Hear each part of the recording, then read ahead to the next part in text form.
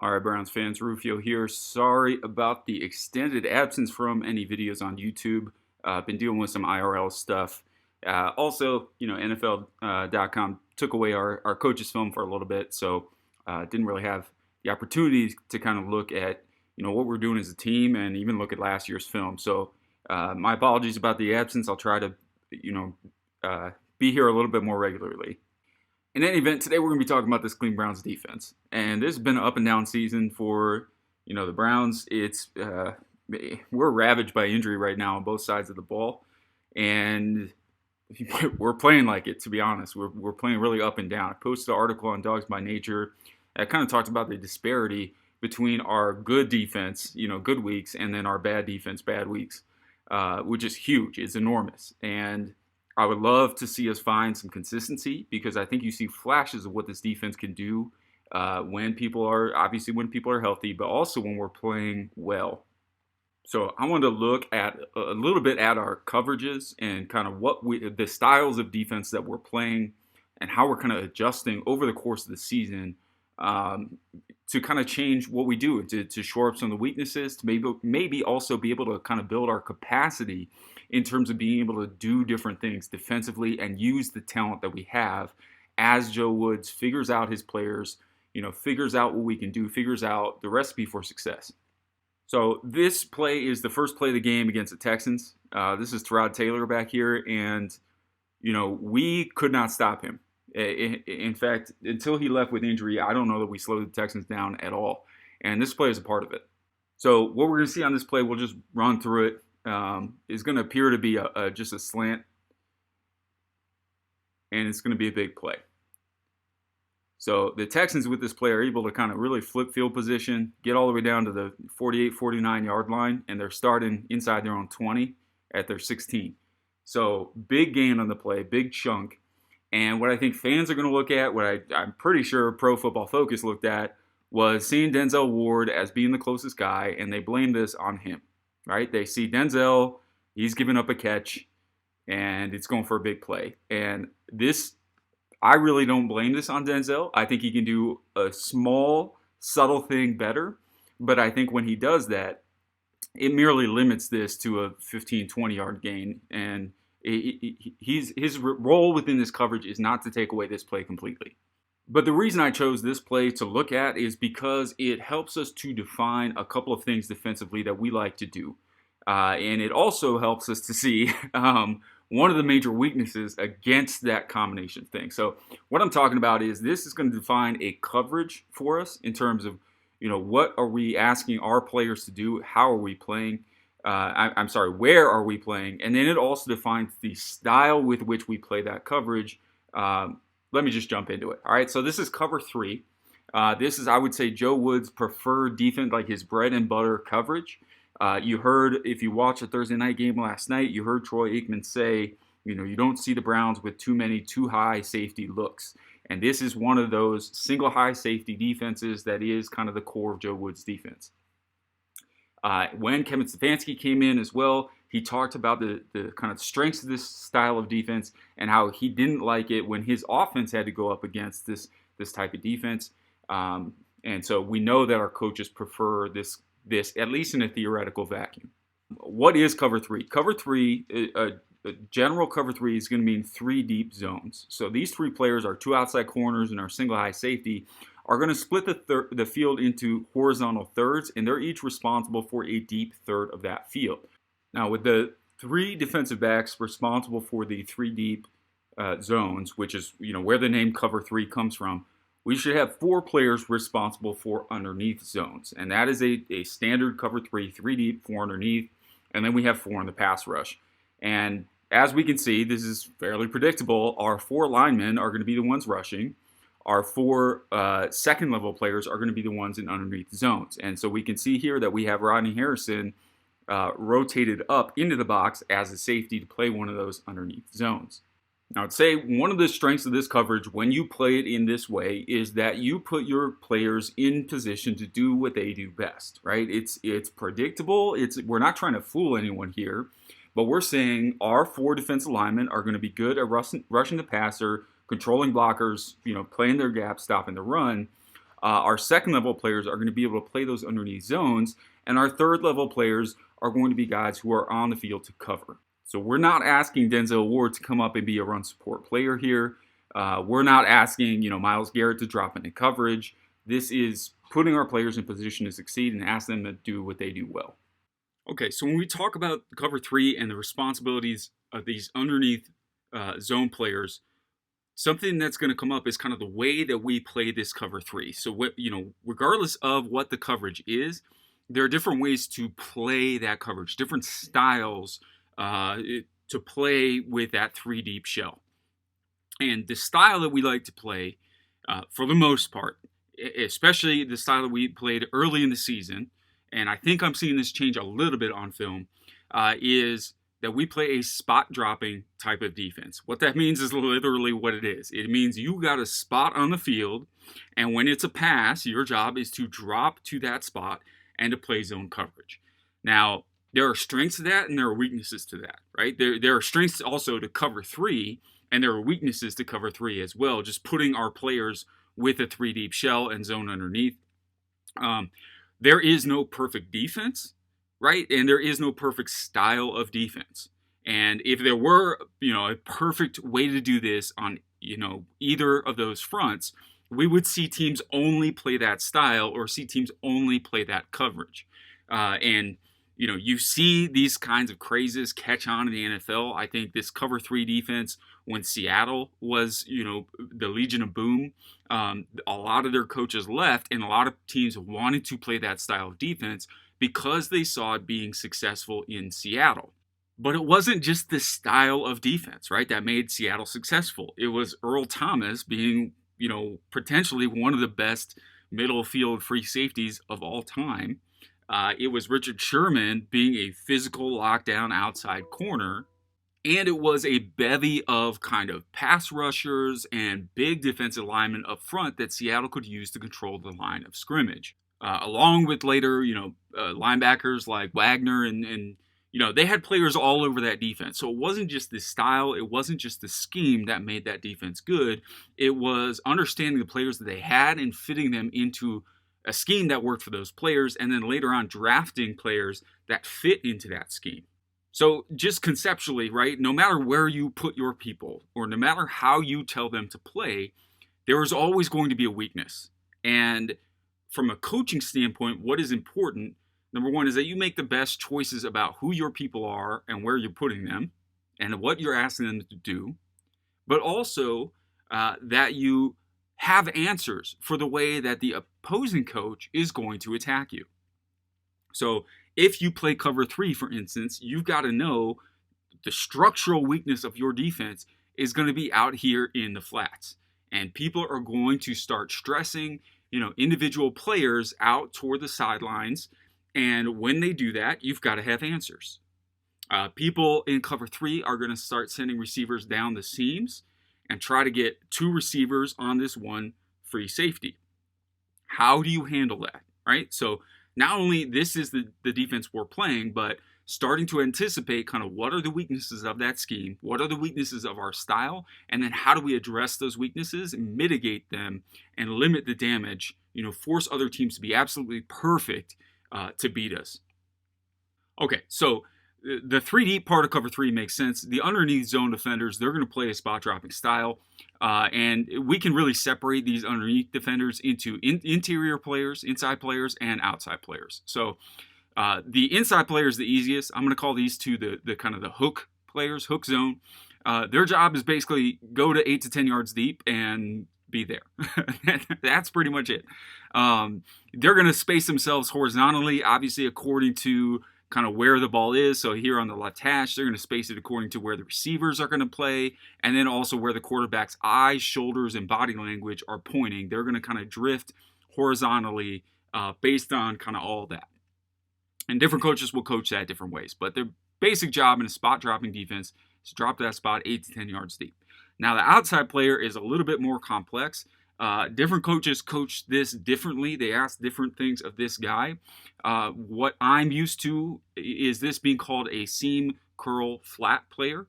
You may also hear this called a Bronco player as well, or an apex in some terminologies. But So seam curl flat is exactly what it means. It's first you're looking for somebody headed up that seam to get that 2-on-1 with that free safety.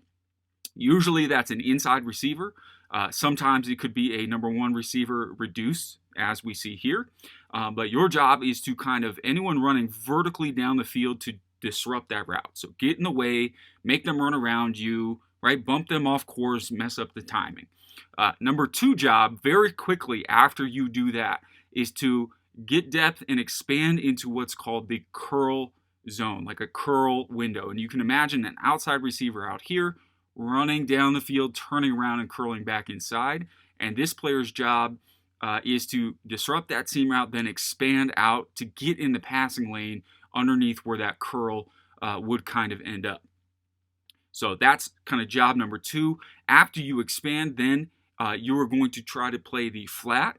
And the way that most coaches teach the flat player, this player to turn into a flat player, is to be in that curl zone and to stay with depth and to wait for the quarterback to kind of turn his shoulders and hips toward a check down out there in the flat.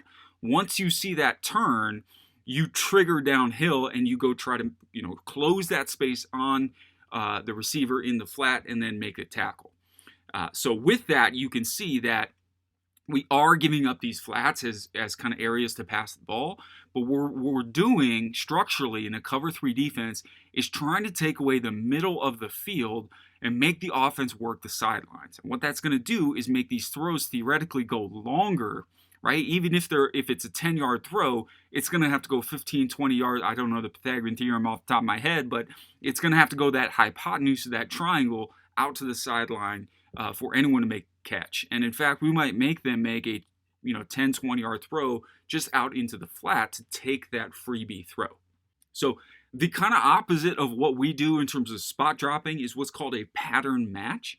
And that is basically a complex kind of algorithm of if so-and-so receiver does this, right? If he goes inside, then we're going to play it a certain way. And so when you're doing that, these coverage players have to kind of be watching the receivers to their side, and they're gonna, you can think of it as like a matchup zone in basketball, right? Or switching the pick and roll. If guys cross, we're gonna pass them off, and you basically end up playing them man to man after they kind of distribute themselves and tell you, okay, this is the route that I'm running. You should have someone in that zone who then kind of picks him up. So we largely have not done that under Joe Woods. We didn't do a lot of it last year. We didn't do a lot of it, especially in the beginning of this season. Against the Kansas City Chiefs. Coming out that first game, it looked like almost none of it. I still don't have coaches' film of that game, so I can't tell for sure. But early on in the season, we played so much of this spot dropping coverage, and I think we saw the weaknesses of that. Right? We saw tight ends, inside receivers on that kind of TV screen that we get.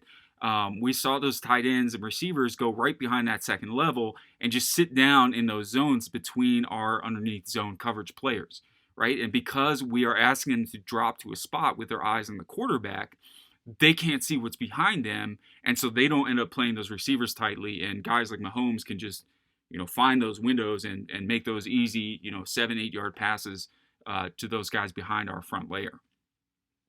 So with that, with the cover three coverage, there are strengths and there are weaknesses.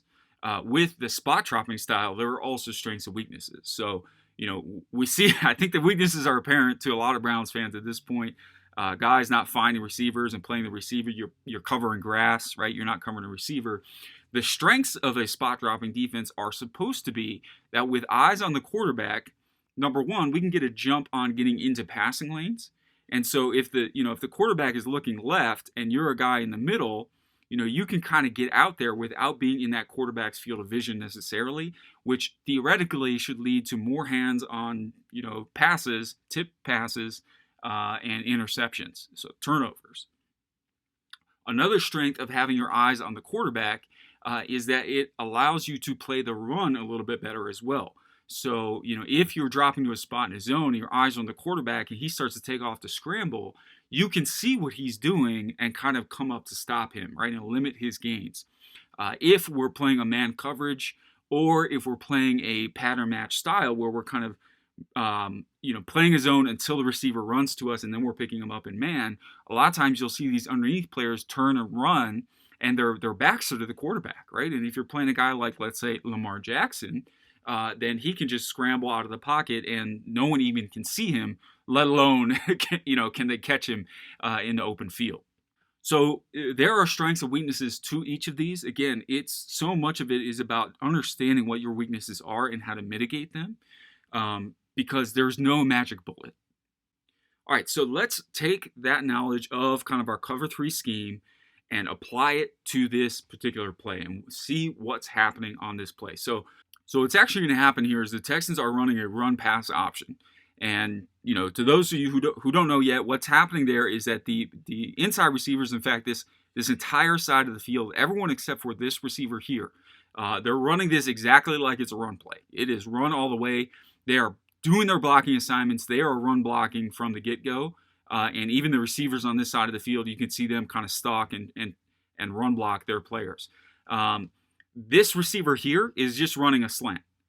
And he's running it like it's a pass play, right? Like he's getting the ball the whole way. And then Tyrod Taylor is the one making the decision, do I hand the ball off, or based on what I read, can I get the ball to this slant, and is that going to be open? And so what he's keying here is Sione Takitaki, number 44, in terms of that slant window. Because if Takitaki comes up to stop the run or scoots over to stop the run, he knows that slant is going to open up behind him, and he's going to be able to take that. If Takitaki stays in that passing lane, Tyrod Taylor is going to be able to hand the ball off, and you can see with the Texans bringing this receiver in motion, they're going to bring him in motion. They already got two receivers to that side, and then they're going to pull a guard as well. What they're trying to do is outnumber our defense on this side of the field, and if Takitaki steps over to play that run, he's going to vacate the passing lane, but if he stays back there, he's not going to be able to catch up to this back, who should be able to run around the edge or cut up through the middle based on his blockers having enough numbers to that side. From a cover three standpoint, right, Takitaki, again, is a seam curl flat player. There is no seam threat, right? Once that receiver goes through the middle, the seam threat disappears. So now Takitaki is a curl to flat player, which means he should be getting depth, right? 8 to 10 yards deep, and getting out, expanding, looking for a curl threat to the outside, which this is the only threat out there. So if he was getting his depth, he should be feeling that receiver and relating to him. And you can see if Takitaki was 8 to 10 yards deep, he'd be right here. That's exactly in the spot where he would be to defend that pass, right? And so Denzel Ward, playing cover three, understands that that's Takitaki's role, and that is not Denzel Ward's role. Denzel Ward's role is to play the deep outside third from basically a couple yards inside the numbers to the sideline, relating to this number one receiver, but taking away this deep outside third area of the field, not playing underneath routes. He's never going to stop them unless he makes a kind of superhuman play, and he's doing that, right? But because that underneath zone is vacated and they come up to kind of play the run, they take those steps forward to stop the run, this becomes an easy pass over the middle. Now, structurally, this is a problem because our guys can't be in two places at once, right? And with any team that likes to play zone, this kind of run pass option is going to be a major threat. And you have to have a way of dealing with this defensively. I could theorize what we might want to do, how we might want to do that. But you have to know this is coming. If you play zone coverage predictably, teams are going to RPO you, and you better have an answer for it. Now, what I would do on this play is to coach my linebackers to slow play this a little bit, right? My second level players.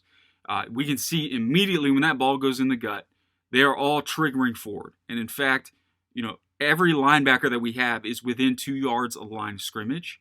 And Takitaki here not only came forward, but he's not in the right place to stop this run if this is a handoff, right? He's maybe in the right place to stop a zone read if Tyrod Taylor wants to come out the backside of this. But if he gets to the front side of this play to stop that run, I mean, he's not there, right? So to me, Takitaki is half covering two things. He's half covering a run that isn't happening, and he's half covering the slant behind him, and he's leaving both open, right? So this run could have been successful, and they have the numbers to block there. Taki, obviously this pass was successful, so he's got to take one of these things away. And what I would do would be to slow play the run. So stay with some depth. Don't trigger forward until we know that the ball is handed off. And that if we stay back with depth, that is going to force that quarterback to give the ball. And at best, we have to make this read unclear for him and kind of fake back, come forward, fake forward, drop back, that kind of thing, and just kind of mess with his read, delay that read a little bit. Because in the NFL, if you delay that read, these linemen are only allowed to be 1 yard downfield blocking. And in fact, these receivers, if they come downfield and they block, are not allowed to make contact before that ball is thrown. So if you just mess with that read, delay it a little bit, a half second, number one, you're going to draw a lot of penalties in terms of receivers blocking, right? But number two, you're giving our Monstars up front, our Jadeveon Clowneys, our Myles Garrett's, our Malik McDowell's, who I'm pretty sure has holding right there, but don't tell the Zebras that. You give them time to hit home, and we're going to get hits on that quarterback. We're going to get strip sacks. We're going to get tackles for loss. We're going to create confusion on behalf of the offense. But when we react too quickly, right, we overreact and we're impatient and we trigger forward, we open up these vast swaths of field for them to throw into behind us. All right, so hopefully this makes sense as a kind of structural intro to what cover 3 is and what our players are asked to do, the style with which we're asked to play this. I would like to point out a few things by a few players on this play in terms of individual efforts. I think I talked about Taki. I think I talked about these linebackers pretty well. Just a little bit more patience there, I think, would be huge. Denzel Ward, again, I'd like to protect him on this play. I don't think this is his fault. I think he can do one really subtle thing better. That subtle thing is to play with leverage after the snap. What do I mean by that? Okay, as a defender, as a defensive back, you got to know the two reasons that an offense is going to bring this receiver down, to reduce his split, bring him tighter into the formation. One reason to do that is to bring him across the field. So you're going to see things like deep crosses, shallow crosses, in routes, things like that, to get him to the other side of the formation and try to complete a pass basically around this hash or outside of it. The other reason to bring him inside is to bring him in to create space for him to break out, right? And an out route, corner route, things of that nature, fades, right? Slot fades. You're just creating more space outside these numbers to run into. And as Denzel Ward, only one of those two things is your responsibility, right? If he runs across the field, you got the deep outside third zone here, you don't follow him. That's not your job. So he really only has to worry about one of those two options when this receiver reduces his split. So what do you do as that defensive back? You do exactly what Denzel Ward does, which is to play this receiver with outside leverage. You are going to play outside of him and stand between him and the spot where he's going to want to run, right? Just like basketball, between him and the hoop, right? But you stand between him and where he wants to go. And so you play this with outside leverage, and if he wants to break out, he's got to go through you, and you've got a head start getting there. Now, Denzel Ward does a great job of this pre-snap, right? But and the Texans add this nice little wrinkle by adding the motion in here, so Denzel has to kind of react horizontally, and then the snap happens, right? He's not fully settled into where he needs to be before the snap can happen. However, there's a very subtle thing after the snap that I think Denzel needs to do better. Now, this receiver does a great job, I think, of subtly pressing his route outside. If we looked at where he is right now, he's inside the numbers. He's going to run the stem of this route over the tip of that 20, right? So he's kind of subtly pressing outside, and I think in these last couple steps here, he just gives a little lean out. And what that does is it forces Denzel to react. And I don't think he should react. I think he needs a little bit more discipline on this play, because if you're already playing with that outside leverage and he's going to press you outside, he's running right into you, right? Let him do that. You've got the head start out there. We don't need to expand any further out toward the sideline. And I think Denzel Ward, especially at the top of this drop, you see he's now playing at the bottom of these numbers, outside the bottom of these numbers, gave a little bit too much ground going outside there. And you want to let the receiver eat up that horizontal cushion just like it's literally a half a step more.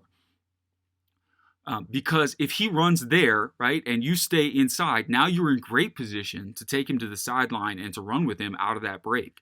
But if you start to back up with him and he presses you outside, now you're giving up the inside route. And just like if this receiver wants to align inside, you got to think that he's going outside after the snap. If this receiver starts running outside, you got to know he's pushing you outside so he can break back inside.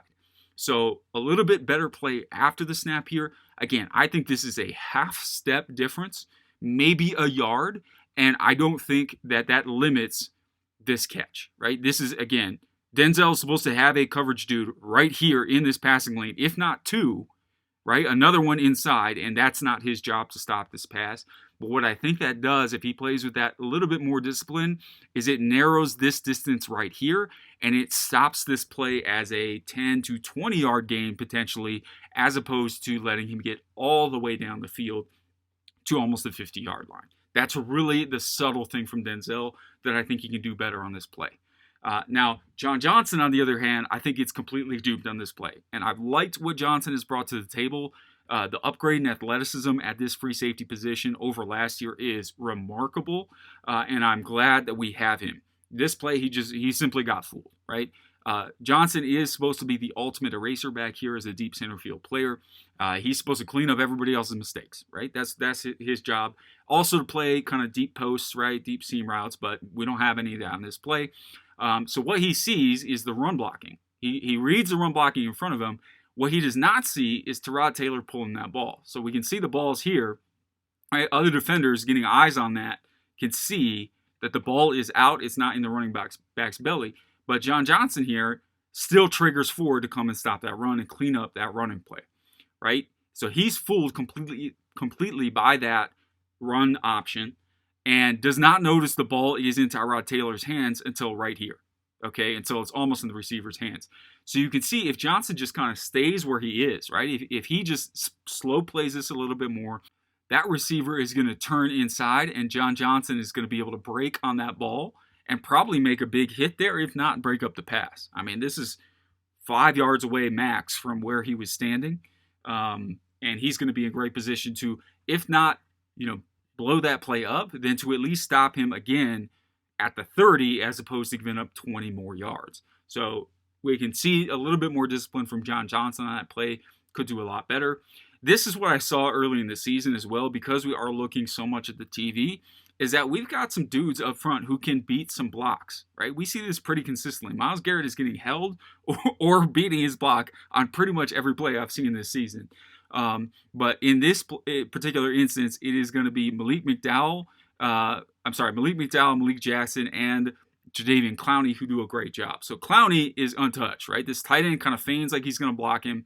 And Clowney, it just has the burst to get in the backfield before this tight end can get there to kick him out. So that's what causes Clowney to be able to get that hit on Tyrod Taylor and almost get there in time. Again, if we can just cover a half second more, our pass rush can get there. Because this tight end did not expect Clowney to be able to burst upfield that quickly and tries to give him that chicken wing on the way by and just does not succeed.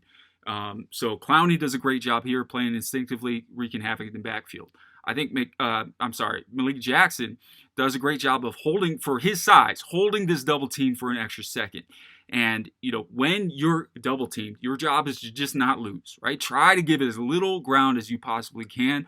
We get great body lean, great body angles here from Jackson. He is the low man. He's got his helmet down low, his pad level down low, pressing up against these offensive linemen, which allows him to hold the point of attack. What that does, the Texans are trying to double team him with these two linemen and get up to block. I'm sorry, that might be Elijah Lee. I'm sorry, I don't know exactly who this is on the play, but they're trying to block basically that Mike linebacker up here. Now, because Jackson holds his ground so well and the Texans do not get that initial push that they're expecting, that allows him to hold this double team and for our linebacker to scrape over the top, and the Texans are not counting on that. So on this play, if it is a run, they've got one pulling guard. We have two linebackers here, and that means we have the ability to 2-on-1 this play and tackle the running back. And that is only possible because Malik Jackson held this double team for so long. You could see if this tackle is able to, boom, cut in on that double team and then leak up to the second level, they have got everybody on this side of the formation blocked. So again, great job. It's an underrated thing. I don't think it gets a lot of love, especially not in our defense. But our defensive tackles, when they can do this, it's huge to free up the rest of our defense and let our linebackers fly around and make plays. Now, the last guy who is arguably the most impressive here is Malik McDowell. His quickness off the ball, if you're not going to be the biggest defensive tackle in the world, he is 285, 290 playing a one technique. That is small, right? Let's be real. But if you're going to be small, you got to be quick. And the way he wins here is with great quickness and great technique. He is off that ball before the center can even get his hands up. McDowell is into him, and look at that body lean, that body angle, right? When you get that kind of leverage moving forward, anyone on this earth who's fallen over at least one time in their life is going to know the further you lean forward, the harder you're pressing that way, right? And so he's given every bit of that 285, pressing into that center, stands him upright, is able to pry him upright, and keeps his feet moving. And all the center could do is just hold and grab on, right? And again, to me, if that's not holding, I don't understand what is. But not only does Malik McDowell potentially draw that holding play, potentially get in there for a hit on the quarterback, but look at what he does to the blocking paths of these Texans. This guard is trying to pull and fold around and lead that running back up through the hole. And because McDowell is able to get in there so quickly, he bumps the center into that guard. The guard then bumps backward into that tight end, and the whole Texans blocking scheme is disrupted. And if you are small as a defensive lineman, undersized, that is how you disrupt plays from the middle. And so what I'm seeing from our defense, right, is our secondary, especially in this early part of the season, our secondary, our back seven, just needed to give these defensive linemen a little bit more time to hit home. And if we can cover for just that split second more, great things are going to start to happen. All right, Browns fans, that's it for me. Missed y'all. Thank you very much for being here. Visit Dogs by Nature for all your Cleveland Browns news and analysis. And I'll see you in the next one. Hopefully, we're going to be looking at some different coverages and potentially evolution of our defensive style as Joe Woods moves through the season. I'm excited to see it, especially after a win on Thursday night. Thanks for tuning in. I'll see y'all in the next one.